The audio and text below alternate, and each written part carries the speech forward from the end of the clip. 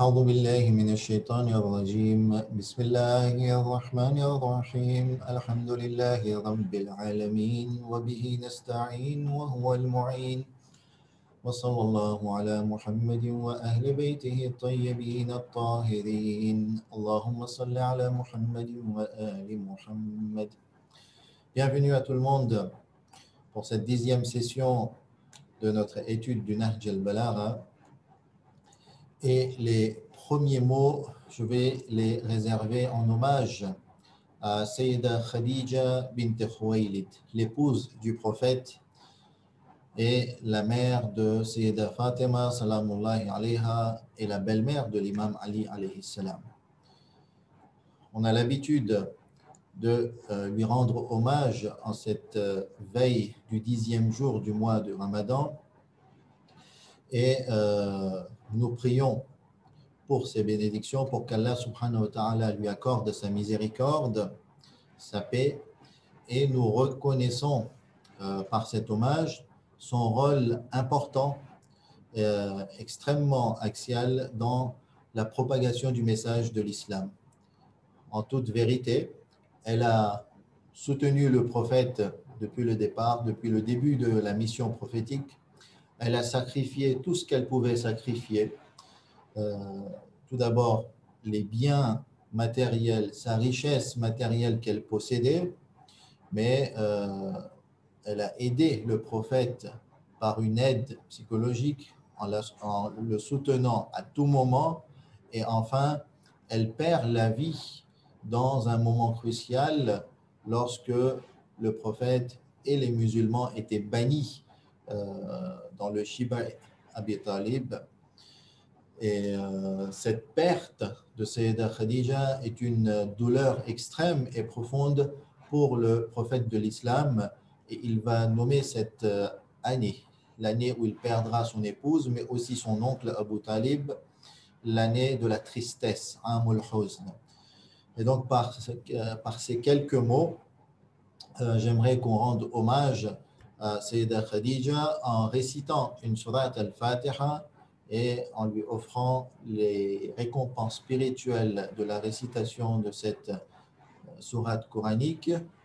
Et nous pensons également à tous les marhumines, tous les défunts parmi les musulmans, parmi les croyantes et les croyants, puisque ce soir nous sommes un jeudi soir et bénédiction sur bénédiction, un jeudi soir lors du mois de Ramadan, c'est une nuit avec plein de bénédictions. Donc pensons à eux également par la récitation de cette surat al-Fatiha, précédée par une salat à la Muhammad wa ali Muhammad. Allahumma salli ala Muhammad wa ali Muhammad. Bismillah ar-Rahman ar-Rahim. Alhamdulillahi Rabbil Alamin. الرحمن الرحيم مالك يوم الدين إياك نعبد وإياك نستعين اهدنا الصراط المستقيم صراط الذين أنعمت عليهم غير المغضوب عليهم ولا الضالين اللهم صل على محمد وآل محمد. Alors ce soir, nous allons poursuivre au niveau du contexte historique et géopolitique des débuts de l'islam jusqu'au martyre de l'imam Ali alayhi salam avec ce 4e épisode sur ce sujet, en sachant que nous avons déjà étudié pas mal de sujets que vous pouvez voir sur votre écran, sur le visuel et le plan qui est en face de vous. Pour nous accompagner lors de cette session, nous avons le plaisir d'accueillir Zainul Haydari et ensuite Ashrin le soutiendra pour la suite de la session. Salam alaikum Zainul, j'espère que tu vas bien. Wa alaykoum salam wa rahmatullah, ça va très bien, merci. Alors, Donc nous continuons notre étude. Hier, on s'était arrêté à la moitié du califat de Umar. Donc, est-ce que, enfin, une question comme ça, combien de séances encore on va faire sur l'histoire de l'islam? ok. Alors, j'espère que tu n'es pas fatigué par ces séances de rappel historique. Vu la question, il reste encore combien de séances sur ce sujet? Ça me fait un petit peu peur. Au Euh, contraire, j'aimerais que tu ailles plus en détail, tu vas trop vite. Je vais trop vite, d'accord, ok. Mais après, voilà, si on rentre dans les détails, ça risque d'être encore plus compliqué pour certains parce que je sais pertinemment que parmi le public, certains ne sont pas forcément attirés par l'histoire et les différents détails des événements historiques. Donc, bon, j'essaie de Surtout, garder un certain équilibre, mais bon, c'est vrai que ce n'est pas évident. surtout, il y a certains détails qui ne sont pas très connus et du coup sur lesquels ça peut être intéressant de s'attarder un peu plus. Mais bon, ça c'est. Entrer en détail, effectivement, mais bon, allez, puisque notre approche a été un rappel, pour le moment, on reste sur cette approche de rappel, surtout que les cours ont été préparés pour cet objectif. Donc, même la préparation et ma propre préparation ne s'est pas focalisée sur tous les détails et toutes les péripéties que peuvent contenir les événements. Alors, effectivement, hier, on avait parcouru les événements historiques du décès du prophète jusqu'à l'an 18, début de l'an 18 de l'Hégire, ce qui représentait à peu près la moitié ou un petit peu moins du califat de Omar ibn al-Khattab, le deuxième calife. Alors, juste avant de rappeler certains événements, on nous avait demandé hier de la bibliographie concernant l'événement de Saqifa. J'ai trouvé ce livre intéressant lorsque j'ai parcouru son sommaire. Et donc, c'est un livre qui a été publié par Dar al-Mahajja al-Bayda et rédigé par le couple A et H Ben Abdelrahman. Le livre s'appelle Ghadir Khoum et Saqifa Bani Sa'ida. Alors, hier, on avait dit qu'après le décès du prophète, lors de la première année du califat d'Abou Bakr, qui lui avait hérité du califat par l'événement du Saqifa Bani Sa'ida, il y a eu des guerres d'apostasie, des révoltes parmi les tribus de l'Arabie, et il a fallu à peu près une bonne année au califat pour stabiliser toute l'Arabie.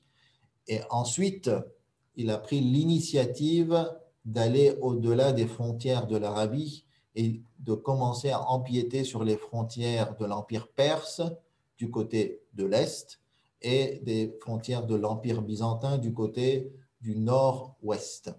Et c'est ce qu'il a commencé à faire. Ensuite, Omar a continué ce projet et hier, on a mis l'accent sur le fait que ce projet, cette initiative d'Abou Bakr poursuivie par Omar est un chapitre complètement nouveau. À la limite, on pourrait même parler d'une forme de rupture par rapport au projet prophétique. Alors même que dans le projet prophétique, les guerres, en général, les batailles étaient défensives ou préventives, on est passé maintenant à des batailles offensives et à aller conquérir et vers une expansion des territoires islamiques par ce projet des deux premiers califes. Omar poursuit ce projet, comme on l'a dit, et il obtient des victoires très importantes où il va conquérir les principaux points frontaliers et les villes frontalières de l'Empire perse et des conquêtes très importantes au niveau de l'Empire byzantin avec la prise de Jérusalem. On poursuit avec l'an 18 et donc on est toujours dans le califat de Omar ibn al-Khattab et en l'an 18, il va nommer Muawiyah ibn Abi Sufyan à la tête des soldats et du trésor de Cham. Vous vous souvenez hier qu'on a dit que le gouverneur de Cham, après sa conquête, c'était Yazid ibn Abi Sufyan, le frère de Muawiyah. Et là, Muawiyah monte en grade, puisqu'il va devenir le chef des soldats et du trésor de Cham. Toujours à la même année, il y a la mise en place du calendrier hégirien sous le conseil de l'imam Ali alayhi salam, tel qu'il est relaté dans l'histoire, et les conquêtes se poursuivent. Donc, Omar va toujours vers l'expansion des territoires avec la prise de Raqqa, Mossoul, Hamadan, Rey, d'accord, le terrain actuel, et de l'intérieur, il va se mettre dans l'extension de la mosquée sacrée de la Mecque. Donc, il a un projet intérieur au-delà des projets extérieurs d'expansion. Et là, donc, il va rénover, agrandir, étendre la mosquée sacrée pour que celle-ci puisse accueillir plus de monde lors des Umrah et lors du rituel de Hajj. Il y a aussi ce déplacement du maqam Ibrahim. À l'époque, il était très très proche de la Kaaba et le maqam Ibrahim a été éloigné et placé à l'endroit où l'on trouve actuellement, selon certaines opinions et certains avis. Les conquêtes toujours continuent. Maintenant, il va ordonner l'envahissement des villes du côté de l'Empire perse, qui est maintenant disloqué, très affaibli. Il n'en reste plus grand-chose. Il s'attaque à Fars, au Kerman, Ispahan, et même du côté du nord, l'Azerbaïdjan, et on fera un compte-rendu rapide sur la carte géographique. Une autre conquête en l'an 20 de l'Hégire. Donc, vous voyez que ce sont des conquêtes éclairs, des victoires éclairs, une extension du territoire très, très rapide, et il arrive à conquérir des terres très, très vastes, et donc des richesses très, très vastes, et différentes populations de différentes cultures, maintenant, petit à petit, et sous l'influence des musulmans, et ces populations, petit à petit, vont devenir musulmanes. Il y a la conquête de l'Égypte en l'an 20. Cette date est très importante, surtout cet événement est très important, puisque cette conquête se réalisera aux mains de Amr ibn al-As. L'Alexandrie est assiégée durant 3 mois. La guerre dure 7 mois, près d'1 an, donc c'est assez long. Et l'Égypte finira par tomber aux mains des musulmans, dont le commandement est actuellement, donc à ce moment-là, aux mains de Amr ibn al-As. Et ce dernier va bâtir aussi la ville de Fustat, qui est une ville très importante, une capitale à l'époque en Égypte. Il y a un témoignage que l'on pourrait ramener ici concernant la question de l'ornement de la Kaaba, et que Omar ibn al-Khattab était sous le feu des critiques quant à cette question, c'est-à-dire l'ornement de la Kaaba. Et ce dernier se réfère à l'imam Ali alayhi salam, qui lui apporte conseil. Donc, je vais demander à Zainoul de bien vouloir lire. Il est rapporté que pendant le mandat de Omar ibn al-Khattab, la question de l'excès de l'ornement de la Kaaba lui fut évoquée. Certains suggérèrent, si tu prenais tout cela pour préparer l'armée des musulmans, cela apportera une grande récompense. Et que ferait la Kaaba de tout cet ornement? Cette question toucha Omar et il demanda l'avis de l'émir des croyants, paix sur lui. Il répondit alors, Pardon, je t'interromps. Cette question ne ressemble-t-elle pas à d'autres questions contemporaines concernant l'or ou les dômes dorés de nos aïms? Okay? Ne trouves-tu pas que c'est une question qui se ressemble? effectivement, Effectivement. effectivement. Voyons voir maintenant la réponse et le conseil de l'imam.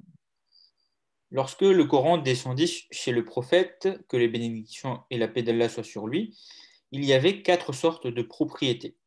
Les biens des musulmans qu'il a distribués parmi les héritiers selon des parts établies, la taxe qu'il a distribuée parmi ceux à qui elle était destinée, le quin, le khums, j'imagine, dont la gestion a été fixée par Allah, les aumônes dont l'administration a aussi été fixée par Allah. Quant à l'ornement de la Kaaba, il existait en ces jours-là, mais Allah l'a laissé comme il était. Il ne l'a pas laissé par omission, et il ne lui était pas inconnu. Ainsi, conserve-le comme l'ont conservé Allah et son prophète. Maxime 270. Donc, on voit qu'il y a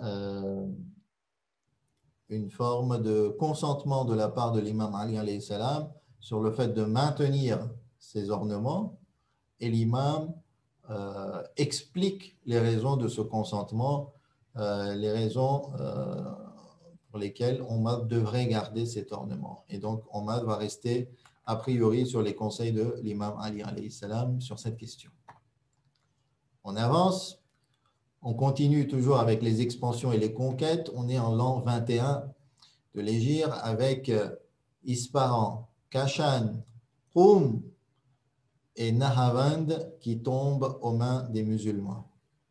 Donc, on s'aperçoit que c'est des territoires très vastes et beaucoup de villes sont conquises de façon très rapide.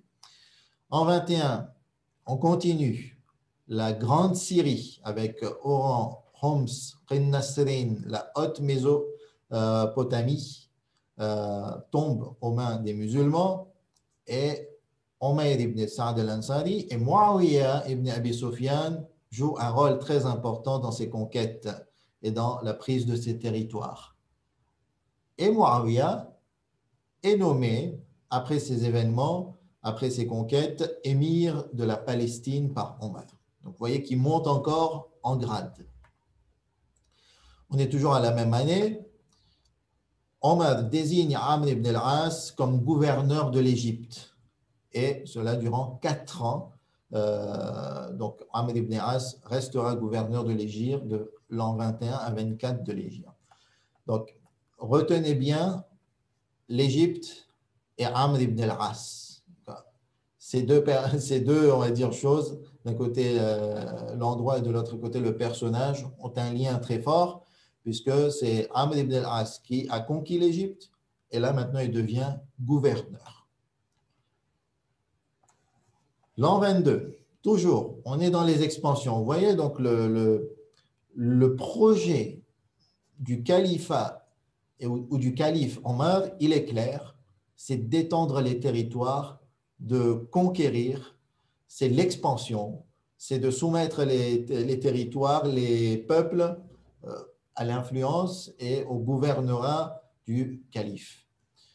Donc, Gilan tombe, Herat, Marv, Zanjan, Qazwin. Donc, on s'étend de plus en plus vers l'Est et vers l'Afghanistan actuel. Shiraz et Kerman tombent en 23 de l'Hégire. Muawiyah ibn Abi Sufyan maintenant devient gouverneur de Damas. Et Amr ibn al-As est maintenu gouverneur d'Égypte. Donc, vous voyez qu'une grande partie du territoire est entre les mains de ces deux personnages, Muawiyah et Amr. On est en fin de l'an 23 de l'Hégire et Abu Lu'lu.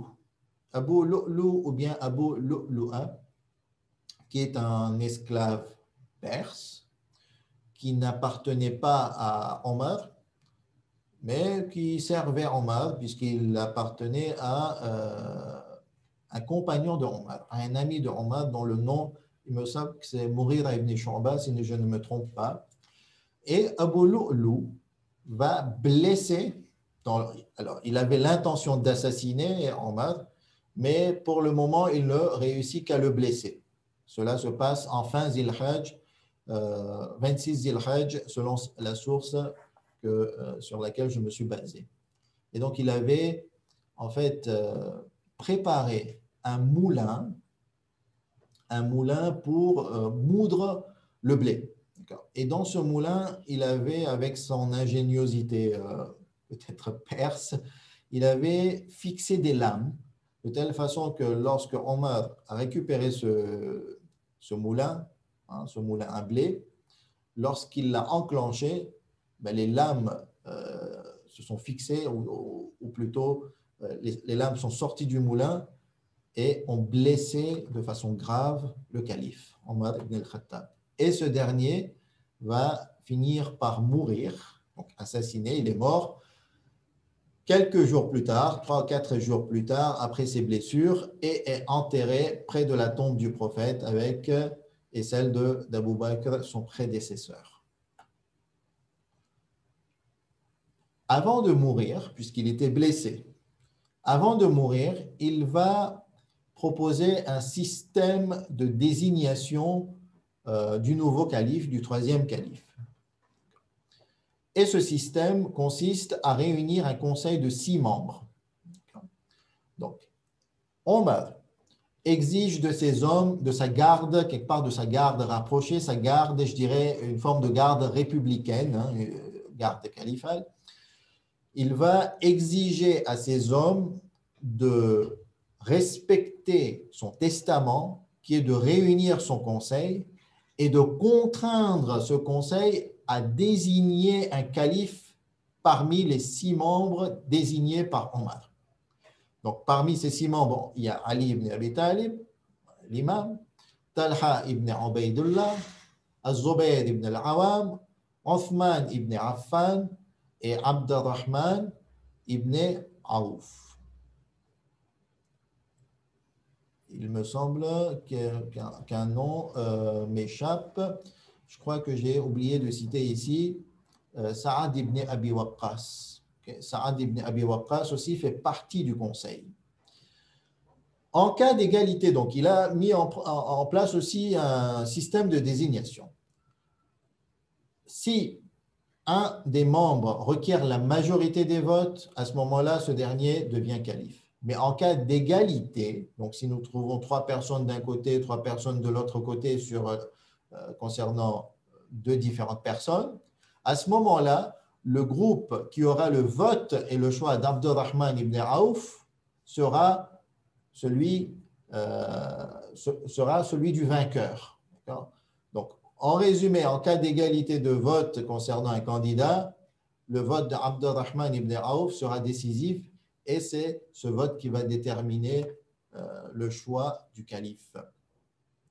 Et donc, après, malgré les protestations et l'opposition de l'imam Ali alayhi salam sur cette désignation arbitraire, sur cette composition qui était très politique de la part de Omar, rien n'y fait, puisque le conseil est sous contrainte. Omar avait demandé à ses gardes d'assassiner tous les membres du conseil s'ils n'arrivaient pas à sortir et à désigner un calife au bout de quelques jours.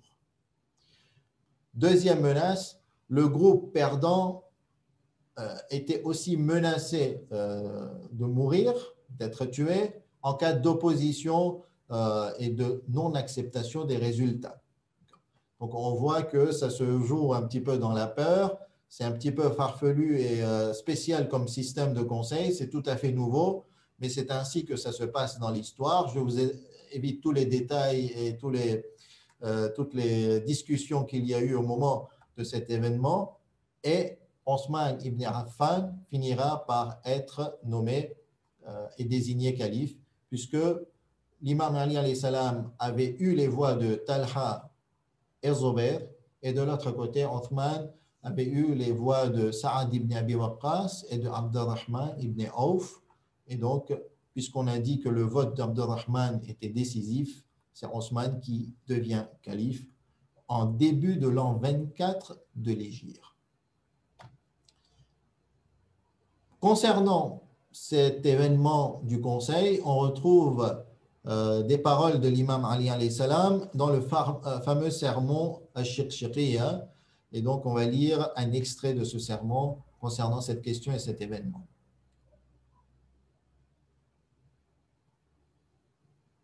Alors, Zainoul, est-ce que tu es avec nous? Je prends le relais du coup. Ok, c'est Ashrin. Bienvenue et je te laisse lire. D'accord. Néanmoins, je suis resté patient en dépit de la longueur de cette période et de la sévérité de cette épreuve, jusqu'à ce qu'il ait rejoint son destin, moment auquel il a placé l'affaire parmi un groupe et m'a considéré comme l'un d'entre eux. Juste ciel, qu'en avais-je à faire de cette consultation? Y avait-il un quelconque doute à mon sujet chez le premier d'entre eux pour que je leur sois à présent comparable? Toutefois, j'ai baissé le ton quand ils ont baissé le ton, et levé le ton quand ils l'ont levé. L'un d'entre eux s'en est pris à moi à cause de sa haine, et un autre s'est incliné de l'autre côté en raison de son lien par alliance, et ceci et cela, jusqu'à ce que le troisième homme d'entre eux se soit levé, le torse bombé au milieu de sa gadoue et sa mauvaise herbe. Avec lui se sont également levés les enfants de son grand-père, avalant les biens d'Allah comme un chameau dévore le feuillage du printemps, jusqu'à ce que sa corde se soit rompue, que ses actions l'aient ruiné et que sa gourmandise l'ait mis à terre à plat ventre. Sermon 3. On voit que l'imam Ali alayhi salam fait tout d'abord allusion à ces deux personnes qui ont monté contre lui. L'un d'eux s'en est pris à moi à cause de sa haine. Donc, en fait, lorsque Saad ibn Abi Waqqas et Abdurrahman ibn Auf avaient été désignés par Omar, ce dernier savait très bien les hostilités qu'avaient ces deux hommes vis-à-vis de l'imam Ali alayhi salam, et un autre s'est incliné de l'autre côté en raison de son lien par alliance. Ils étaient liés aussi à Osman ibn Affan. Et l'imam aussi fait référence aux Bani Umayya et aux cousins de Osman ibn Affan.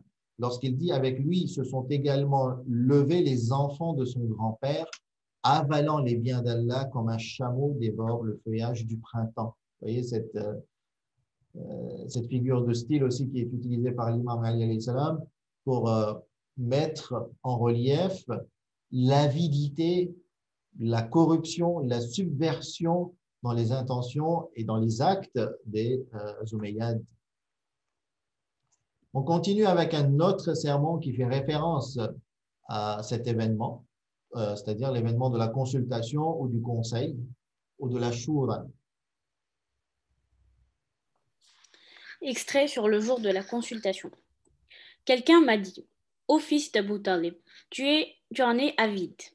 J'ai alors ainsi répondu, en vérité, par là, vous en êtes plus avide alors que vous en êtes plus éloigné, quand pour ma part, j'y suis plus approprié et plus proche. Je l'ai requis car c'est mon droit, alors que vous intervenez entre moi et lui, et vous m'en détournez. Comme je lui ai frappé les oreilles avec des arguments au milieu de la foule présente, il a été surpris comme s'il était sous le choc, sans savoir quelle réponse formuler. Donc là, on voit que l'imam Ali alayhi salam fait référence au fait que la succession du prophète, la gouvernance des affaires du musulman est son droit. Je l'ai requis car c'est mon droit, alors que vous intervenez entre moi et lui, et vous m'en détournez. Donc, il revendique très bien son statut et le fait que ce droit lui était dû. Donc, on passe maintenant au califat de Osman, et Osman hérite de ses terres de la part des conquêtes acquises à l'époque de Omar.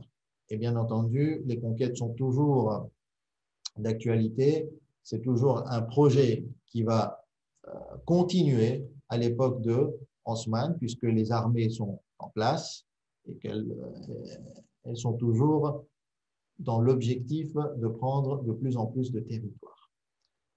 En l'an 25, comme on a dit, ça continue avec la conquête de nouvelles contrées, comme Mascate, et un petit événement politique, une forme de crise.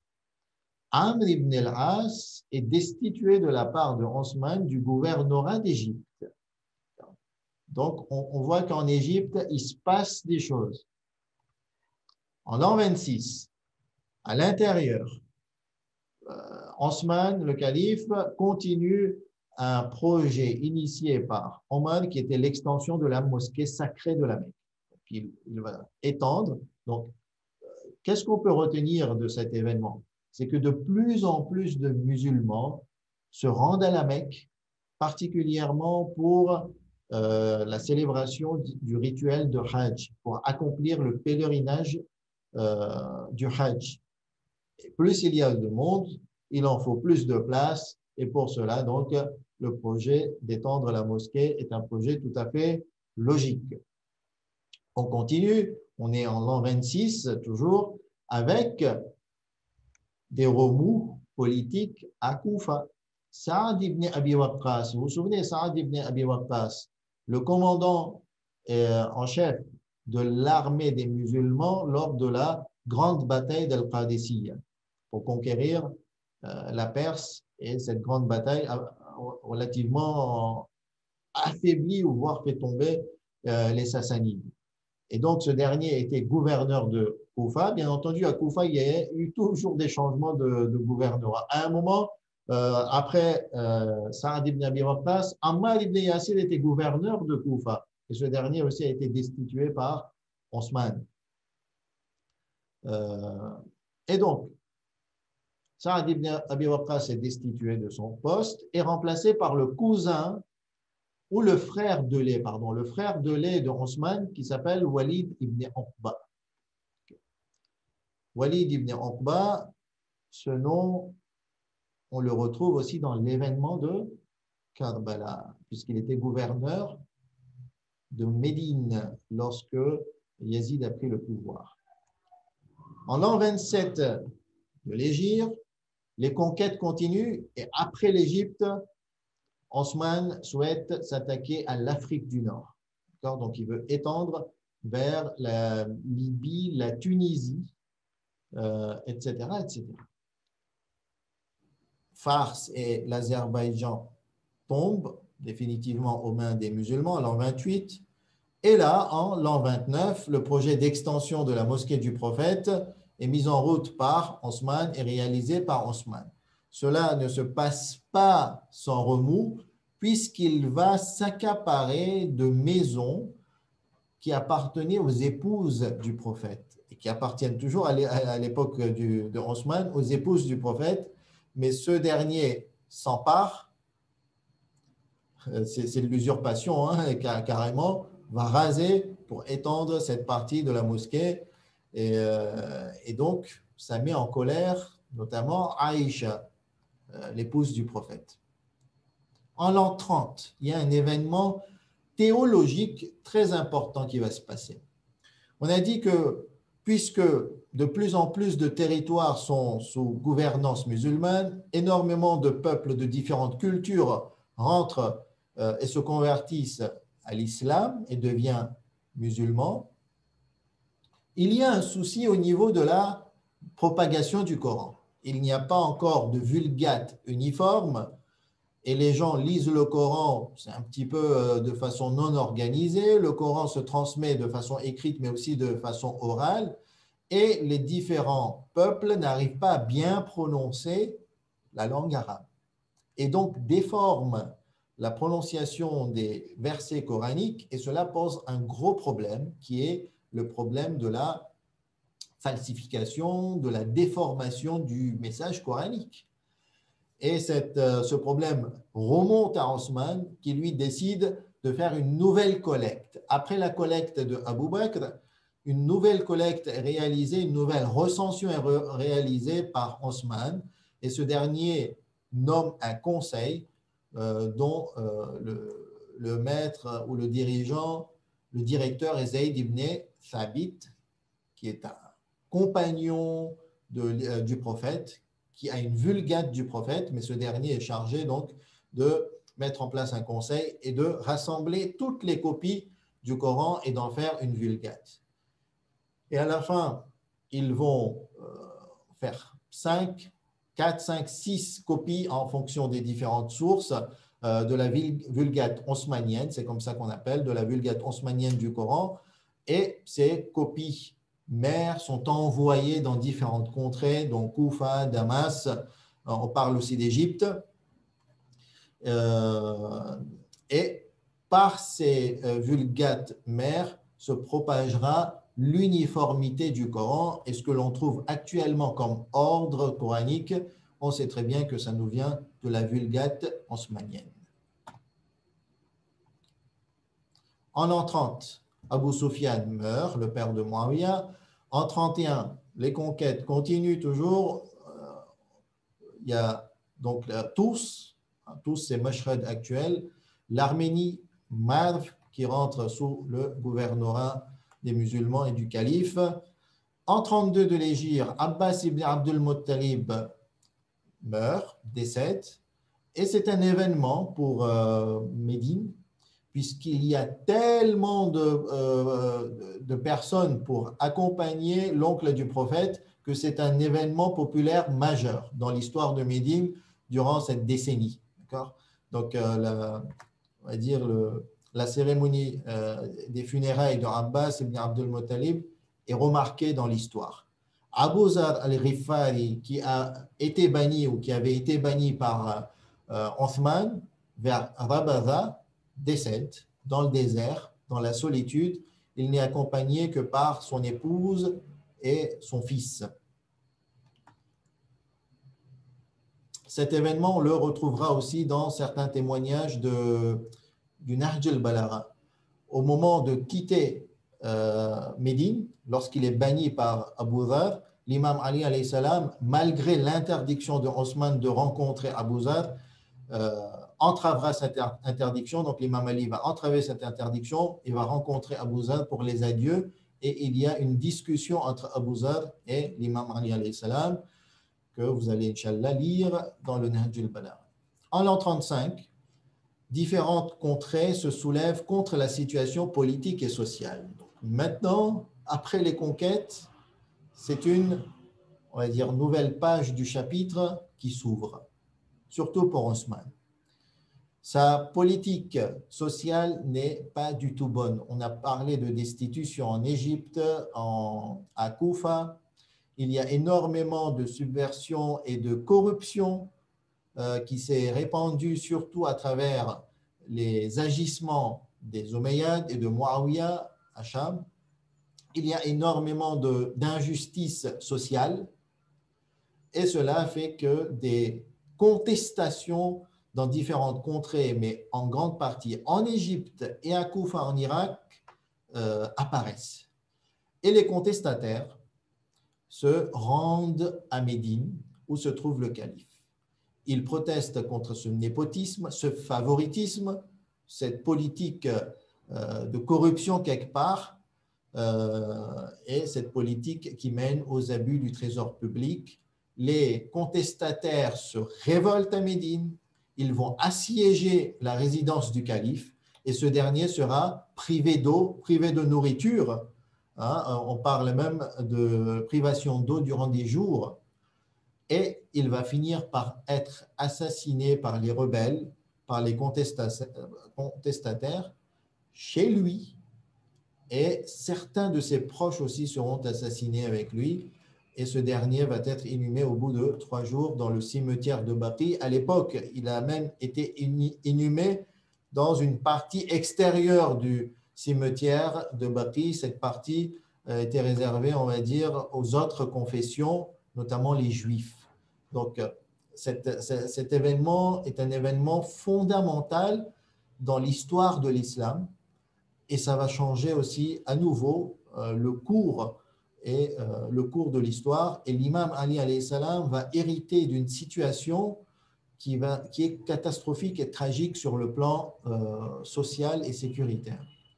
Vous vous rendez compte que le chef de l'État, c'est le président, c'est le calife qui gouverne tous ces territoires et toutes ces populations, se fait assassiner chez lui après avoir été privé d'eau et de nourriture pendant des jours. Certains de ses proches se font assassiner aussi par des contestataires, c'est-à-dire ce sont des musulmans, ce ne sont pas des mécréants, ce n'est pas une attaque extérieure. C'est une contestation intérieure, c'est une forme de révolution intérieure contre une politique sociale et économique et sur la gestion des deniers et des biens publics. Et lorsque le chef de l'État, le chef du gouvernement, le calife se fait assassiner, ce n'est pas bon signe sur ce qui va se passer dans un avenir surtout proche. Et d'ailleurs, on retrouve que l'imam Ali alayhi salam était contre ces intentions d'assassinat, mais voilà, l'histoire s'est réalisée, il s'est passé ce qui s'est passé. Et suite à cet assassinat, les musulmans vont désigner l'imam Ali alayhi salam comme leur calife en fin de l'an 35 de l'Hégire. Demain, on poursuivra. Pardon. Oui. Quand vous dites que Imam Ali était contre cette chose, est-ce que ça veut dire qu'il était au courant d'avance ou il a après à exprimer son désaccord avec? Oui, lorsque Osman était assiégé, automatiquement, il y avait des voix qui s'élevaient et qui disaient qu'il fallait tuer Osman. Et donc, l'imam Ali alayhi salam était très bien au courant de la situation. D'ailleurs, du témoignage qu'on va lire, on voit que Osman et l'imam Ali alayhi salam étaient en relation et que dans d'autres sources que le Nahj al-Balagha, l'imam Ali alayhi salam avait chargé l'imam Hussein alayhi salam de protéger la maison de Osman et de laisser une ouverture de telle façon qu'on lui puisse faire parvenir de l'eau et de la nourriture pour lui et ses proches. Mais la pression populaire des contestataires était tellement forte qu'à la fin, même l'imam Ali alayhi salam ne pouvait rien faire. Et d'ailleurs, ce témoignage est un témoignage intéressant où l'imam alayhi salam, à un moment, ne peut plus s'engager pour protéger Osman. Donc, je te laisse lire cet extrait, ce discours. Alors, s'adressant à Abdullah ibn al-Abbas, après qu'il soit venu à lui avec une lettre de Othman. Assiégé, Othman lui demandait de partir pour rejoindre son bien à Yanbour, afin que la proposition qui avait été soulevée pour qu'il devienne calife se taise. Il lui avait déjà fait cette requête plus tôt, ce sur quoi il répondit, que la paix soit sur lui, « Ô Ibn al-Abbas, Othman souhaite simplement me traiter comme le chameau qui porte de l'eau, avance et recule. Il m'a un jour envoyé un mot pour me demander de partir, me demandant ensuite de revenir. À présent, il m'envoie à nouveau un mot pour me dire de partir. Par Allah, j'ai continué à le protéger jusqu'à ce que j'ai eu peur de devenir un pécheur. » Donc, sur cette lettre, si on analyse les éléments internes de la lettre, tout d'abord, il y avait une relation, une communication entre Osman et l'imam Ali alayhi salam. Ici, c'est une lettre qui est adressée à l'imam Ali alayhi salam par l'intermédiaire de Abdullah ibn al-Abbas, donc le fils de Abbas ibn Abdel Muttalib. Deuxième point, lorsqu'il dit enfin par Allah, j'ai continué à le protéger jusqu'à ce que j'ai eu peur de devenir un pécheur. Donc, l'imam Ali alayhi salam a protégé Osman. Et d'ailleurs, il en a tellement protégé que l'imam Ali alayhi salam avait peur qu'on le juge, que même Dieu le juge comme étant engagé en faveur de Osman. Donc, d'un côté, l'imam Ali alayhi salam veut éviter l'effusion de sang. Pourquoi? Parce que assassiner un calife comme ça, déjà, Omar a été assassiné. Okay? Osman est assassiné par contestation populaire par les musulmans. On va dire que Omar n'a pas été assassiné pour les mêmes raisons. Il a été assassiné de façon furtive, rapide, par une personne isolée. Mais là, c'est une contestation populaire suite à une politique économique et sociale qui fait qu'il va être assassiné. Donc, ça n'a pas du tout le même symbole et le même message. Ça ouvre la porte à beaucoup de choses. Et donc, l'imam Ali alayhi salam, voilà, voulait bien l'aider, voulait bien protéger, mais pas de façon à être engagé en sa faveur. Hein. Troisième point, on parlait donc d'assassiner Osman, de destituer Osman et de mettre qui à sa place? L'imam Ali alayhi salam. Le nom de l'imam Ali alayhi salam, de toute façon, a toujours été mis devant tout le monde depuis le décès du prophète. Donc, l'imam Ali alayhi salam et son nom a toujours été présent quand on parle de la politique et quand on parle de la prise du pouvoir, de la gouvernance. Et donc, comme son nom venait souvent, qu'est-ce que propose Osman à l'imam Ali alayhi salam? De partir à Yanbour. Yanbour, c'est dans le nord de l'Arabie. Et donc, d'éteindre ces différentes rumeurs qui disaient que l'imam Ali alayhi salam devait devenir calife et d'essayer de, selon Osman, cette demande allait faire baisser les tensions. Et là, l'imam Ali alayhi salam refuse cette proposition et dit clairement, Osman souhaite simplement me traiter comme le chameau qui porte de l'eau, avance et recule. Donc, comme on l'a dit, Osman va finir par être assassiné et les territoires qui ont été conquis durant son califat sont quand même très vastes.